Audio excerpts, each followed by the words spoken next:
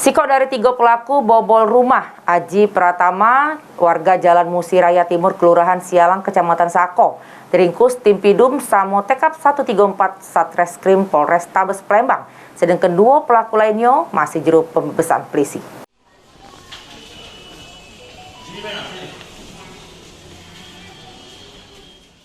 Inilah Aji Pratama, 22 tahun, warga Jalan Musiraya Timur, Kelurahan Sialang, Kecamatan Sako, Palembang, yang merupakan sikok dari 3 pelaku bobol rumah yang diringkus tim Pidum Samo Tekap 134 Satreskrim Polrestabes Palembang, tidak jauh dari rumahnya di kawasan Sako.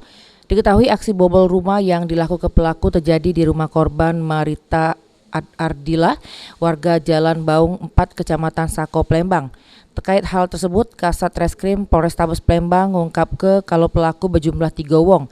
Sikok pelaku berhasil diamankan, sedangkan 2 lagi inisial A sama F masih DPO. Modus yang dilakukan pelaku dengan cara nyongkel jendela rumah korban make obeng.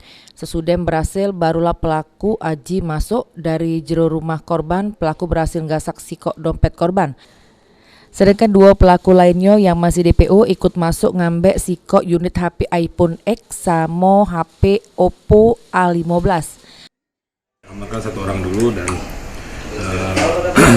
pelaku mengambil ada dompet, ada HP 2 yang diamankan oleh pelaku, dan keterangannya dia jual sekitar HP semua sama dompet itu 1,5 juta. Dia bagi-bagi uangnya, katanya untuk judi slot dia gunakan uang tersebut. Bisa masuk ke rumah korban ini? Dia masuk dengan pakai obeng yang dicongkel. Modusnya masuk ke rumah korban itu dari jendela ya, dicongkel.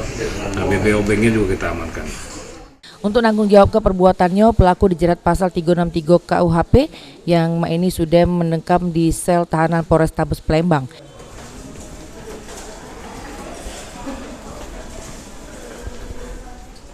Heru Wahyudi, PAL TV.